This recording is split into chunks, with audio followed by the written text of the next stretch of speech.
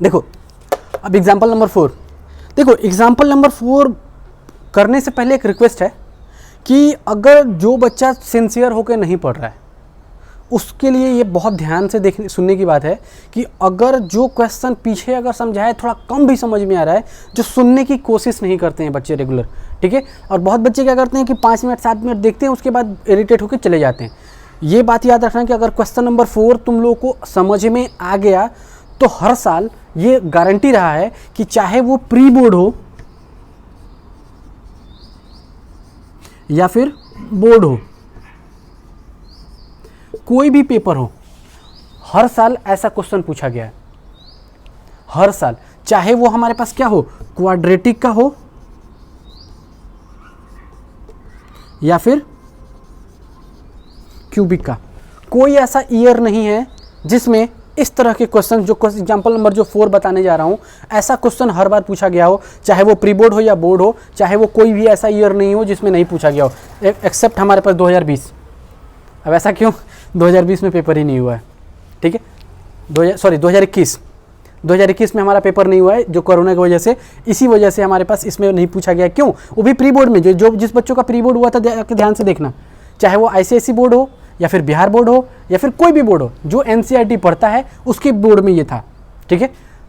एक क्यूबिक का था, एक क्वाड्रेटिक का था, दोनों ही क्वेश्चन था, ठीक है। अब ये पूछा गया था, तो यही है कि तुम लोगों को सबसे ज़्यादा ध्यान से देखने की बात ये है, बहुत ज़्यादा ध्यान से पढ़ो और समझो इसको कि हम क्या कह रहे हैं इसको, ठीक है। चलो तो एग्जाम्पल नंबर 4 क्वेश्चन पढ़ो, क्या कह रहा है, find the quadratic polynomial if the sum and the product of whose zeros are -3 and 2 respectively. अब देखो यहाँ पे अभी तक इसके पहले हमसे क्या दे रहा था, हमारे पास px पोलिनोमियल जो px था वो हमको दे रहा था। देखो जो पोलिनोमियल px था वो हमको दे रहा था, ठीक। मान लो कि हमारे पास जो भी था, मान लो इसके पहले वाले में क्या था, x³ - 3 हमको गिवन था, लेकिन इस केस में कह रहा है कि जो पोलिनोमियल px है उसको फाइंड करो। इफ हमारे पास क्या दिया है, हमको दिया है sum and the product of zeros. अब जरा देखो सम ऑफ जीरोज हम क्या लिखते थे, alpha plus beta is equal to कह रहा है -3 and product of zeros alpha beta is equal to कह रहा है 2। अब ये हमको 2 गिवन है,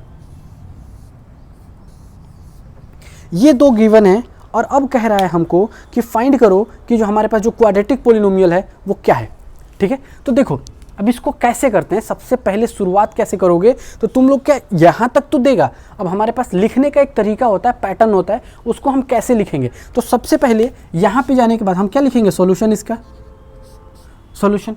अब सॉल्यूशन करेंगे कैसे, तो हमारे पास क्या है, देखो जरा, alpha plus beta, alpha plus beta. अब हमारे पास अल्फा प्लस बीटा गिवन है, लेकिन अगर हम बात करें रिलेशन की, तो रिलेशन हमारे पास क्या होता है, alpha plus beta is equal to होता है -b/a, यही होता है ना। अगर ये रिलेशन हमको नहीं पता होगा तो जाहिर सी बात है कि अगर ये नहीं पता होगा तो हम इसको नहीं कर पाएंगे। इस क्वेश्चन को करने से पहले हमको क्या करना है, रिवीजन करो कि इसके पहले हम पढ़ाए क्या हैं।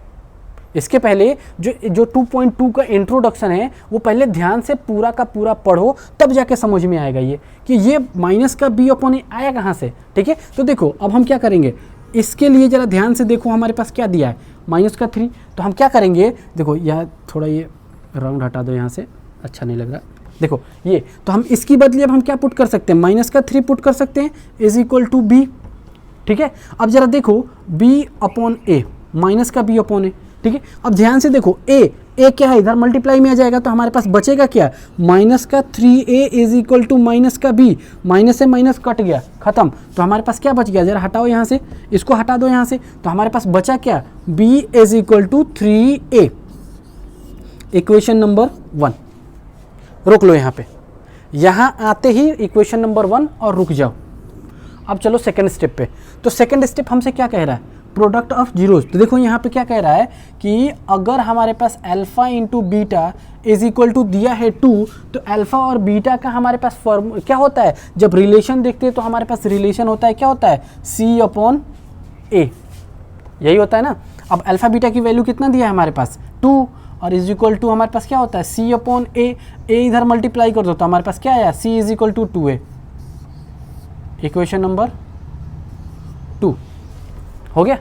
अब जरा देखो इक्वेशन 1 और इक्वेशन 2 दोनों की केस में जरा ध्यान से देखो, यहाँ पे क्या है, a का मल्टीपल है, a का मल्टीपल है। अगर a मल्टीप्लाई है तो हम क्या करें, अगर a को कुछ लेट कर रहे हैं तो हमारे पास b और c की वैल्यू आ रही है, ठीक है। और हमारे पास जनरल फॉर्म, अब देखो जरा इसका जनरल फॉर्म अगर हम बात करें तो क्या होता है, ax² plus bx plus c। अगर a को हम कुछ लेट कर लिए तो a की वैल्यू यहाँ, तो b की वैल्यू यहाँ से आ जाएगा और c की वैल्यू वहाँ से आ जाएगा। हमारे पास यही तो फॉर्म होता है ना, ठीक है। तो हम क्या कर रहे हैं यहाँ से, अब हम लेट करेंगे, ठीक है। तो लेट क्या हो जाएगा, f a is equal to 1, a is equal to 1, तो हमारे पास b इज इक्वल टू क्या हो जाएगा, जरा देखो यहाँ पे a इज इक्वल टू 1 तो b इज इक्वल टू, तो 1 इंटू 3 तो हमारे पास क्या हो जाएगा 3 and c is equal to क्या हो जाएगा 2, ठीक है। अगर इतना आया तो हमारे पास इक्वेशन क्या बनेगा, तो देयरफॉर जो हमारे पास बनेगा इक्वेशन, तो px जो बनेगा वो क्या बन के आएगा हमारे पास, देखो x² प्लस 3x प्लस का 2, हमारे पास इक्वेशन यही बन के आएगा ना। अब ऐसा क्यों, a की जगह पे a की जगह पे 1, b की जगह पे 3 और c की जगह पे हमने क्या पुट कर दिया 2। जरा देखो a की जगह पे 1, b की जगह पे 3 और c की जगह पे 2 हमने ये पुट कर दिया, ठीक। अब इतना हमने कर दिया इसके लिए। अब देखो, अब मान लो कि अगर हमने लेट किया है if a is equal to 1, a is equal to 1, तो बहुत बच्चे क्या करते हैं, सिर्फ यहीं ऐसे करेंगे और इसका आंसर लिख के छोड़ देंगे। अगर मान लो कि कोई टीचर अगर ऐसा सोचे कि सिर्फ इतना ही आंसर नहीं हो सकता तो क्या करेगा, वो काट सकता है यहाँ पे, लेकिन यहाँ सही है, आंसर यहाँ सही हो सकता है। बहुत कुछ टीचर होंगे जो काट देंगे, 1 नंबर काट सकते हैं, कुछ टीचर होंगे जो नंबर दे देंगे पूरा, लेकिन ऐसा नहीं करना है हम लोगों को। तो हम लोग को सस्पिशन में नहीं जीना है, तो सस्पिशन में नहीं जीना है तो हम क्या करेंगे, हमारे पास पहला इक्वेशन ये आ गया, ठीक है। अब जब मान लो कि अगर हम लेट ही कर रहे हैं, मतलब मान ही रहे हैं, तो एक और वैल्यू मान लो ना, क्या फ़र्क पड़ता है, ठीक है। तो हम क्या करेंगे कि f, या फिर चलो इसको पहले यहाँ से हटाओ। अब चलो यहाँ से हटा के हम क्या कर रहे हैं, हम यहाँ पे लिख रहे हैं, ठीक है, क्योंकि हमको थोड़ा जगह चाहिए। देखो अब हमारे पास यहाँ सेकंड इक्वेशन जो था, सेकंड इक्वेशन क्या था, सेकंड इक्वेशन को हम यहाँ लिख दे रहे हैं। सेकंड इक्वेशन जो था b is equal to 3a, sorry first equation था ये, फर्स्ट इक्वेशन वहाँ लिख दे रहे हैं क्योंकि हमको ज़रूरत पड़ रहा है, ठीक है। अब देखो, अब हम इसके बाद हम यहाँ लिख रहे हैं, ठीक है, ध्यान रखना, इसके बाद हम यहाँ लिख रहे हैं। इसके पहले ये नोट डाउन कर लेना, जो ये वाला पार्ट था उसको पहले नोट डाउन कर लेना, ठीक है, उसके बाद यहाँ से आगे बढ़ना। अब देखो यहाँ पे, अब जैसे अब फिर कर रहे हैं कि f a is equal to 2, a is equal to 2, तो जब a 2 तो b इज इक्वल टू कितना हो जाएगा, तो देखो 3 इंटू 2 कितना हो जाएगा 6, तो b is equal to 6 and c is equal to कितना हो जाएगा, देखो जरा यहाँ पे ध्यान से, 2 इंटू 2 तो यहाँ पे हो जाएगा 4, तो c इज इक्वल टू 4। तो देयरफॉर हमारे पास जो px आएगा, जो px पोलिनोमियल px बनेगा वो क्या बन के आएगा, वो बन के आएगा, जरा देखो a की जगह पे जनरल फॉर्म हमारे पास क्या होता है, ax² plus bx plus c is equal to 0, यही होता है ना। तो हमारे पास क्या निकल गया, a की जगह पे हम क्या कर रहे हैं, हम a की जगह पे 2 पुट कर रहे हैं, तो 2x² प्लस b की जगह पे हम क्या कर रहे हैं 6x प्लस c की जगह पे 4 इज इक्वल टू 0, ये आ गया, ठीक है। अब मान लो कि यहाँ पे 0 अभी नहीं रखो, पोलिनोमियल का हम ऐसे कर देंगे, अब इसका आगे बढ़ जाएंगे। अब जरा देखो, अब इसमें से अगर देखो यहाँ पे से 2, यहाँ से 2, यहाँ से 2 कॉमन कर सकते हैं, तो यहाँ से 2 कॉमन कर लो, कॉमन कर लिए तो हमारे पास आया कितना, x² प्लस का 3x प्लस का 2, यही आया ना, ठीक है। अब जरा देखो ध्यान से कि अगर मान लो कि, चलो यहाँ तक तो हम इसके बाद आगे नहीं करेंगे, सिर्फ समझाने के लिए कर रहे हैं, ठीक है। अगर 3 यहाँ पे कर लेते तो a इज इक्वल टू 3, तो b इज इक्वल टू हमारे पास कितना हो जाता, b इज इक्वल टू 3 3 जा 9 और c इज इक्वल टू हमारे पास कितना हो जाएगा 3 2 जा 6, ठीक है। अब इसमें से देखो, जैसे ये आया तो हम 3 कॉमन कर लेंगे, फिर से आया हमारे पास x² प्लस 3x प्लस 2। अब ऐसे अगर 4 रखेंगे तो 4 भी हमारे पास यहाँ 4 कॉमन हो जाएगा। तो मतलब ये कि हम क्या देख रहे हैं कि अगर 1 ले रहे हैं, देखो यहाँ पे, तो यहाँ पे अगर हम बात करें तो यहाँ 1 मानो तो हमारा कॉमन ही है, अगर माने तो हमारा 1 कॉमन है यहाँ पे। तो हम क्या देख रहे हैं कि अगर हम a इज इक्वल टू 1 ले रहे हैं तो 1 कॉमन आ रहा है, a इज इक्वल टू 2 ले रहे हैं तो 2 कॉमन आ रहा है, a इज इक्वल टू 3 ले रहे थे तो 3 कॉमन आ रहा था। वैसे ही हमारे पास क्या था कि 4 ले रहे थे तो 4 कॉमन आता, 5 लेते तो 5 कॉमन आता। तो इसी तरह से हम क्या कहेंगे, therefore the required polynomial px is, अब देखो अब हमारे पास क्या था, अब 1 2 3 तो लिखेंगे नहीं, हम इसका नहीं लिखेंगे तो हम उसको क्या लिखेंगे, k बाहर कर दो इंटू एक्स स्क्वायर प्लस का 3x प्लस का 2, ये हो जाएगा हमारे पास पोलिनोमियल। अब देखो यहाँ तक तो लिखो, लेकिन यहाँ पे जाकर ध्यान से यहाँ पे लिख भी देना, where k is any natural number.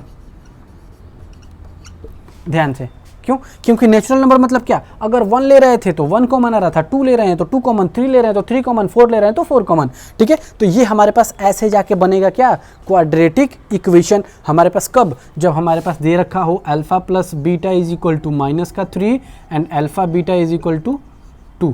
ये हमारे पास गिवन था इक्वेशन में, क्वेश्चन में, और हमको ये जाके हमारा इक्वेशन बन के निकल गया। ठीक है, चलो ये हो गया हमारे पास। अब हमने इसको किया कैसे, सबसे पहले हमने रिलेशन बनाया, रिलेशन बना कि जैसे किससे, तो alpha plus beta is equal to, अगर हमें इतना है तो इस हमें इक्वल कर दिए किसके, माइनस का बी अपॉन ए का, और इसको हम कर दिए किसके, सी अपॉन ए का। तो हमारे पास 2 इक्वेशन बन गया, पहला इक्वेशन ये हो गया, दूसरा इक्वेशन ये हो गया। उसके बाद हम लेट कर रहे हैं ए इज इक्वल टू, देख रहे हैं कि दोनों का इक्वेशन हमारे पास ए के साथ में है, ए के रिलेशन में है, तो हम क्या कर रहे हैं, ए इज इक्वल टू लेट कर लिया, अगर 1 लेट कर रहे हैं तो ये बना, 2 लेट कर रहे हैं तो ये बना, 3 लेट कर रहे हैं तो कुछ और बनेगा। तो इसीलिए हमने क्या किया, 1 2 3 के बदले हमने के ले लिया, और के की जगह पे हम एक, और हमारा ये हो गया पोलिनोमियल, और हम लिख दिए क्या कि where k is any real natural number, sorry real number नहीं, नेचुरल नंबर। ठीक है, चलो ये हो गया। अब देखो एक एग्जांपल और बचा है जो कि क्यूबिक इक्वेशन का है। ठीक है, चलो उसको करते हैं, फिर हम आगे बढ़ते हैं।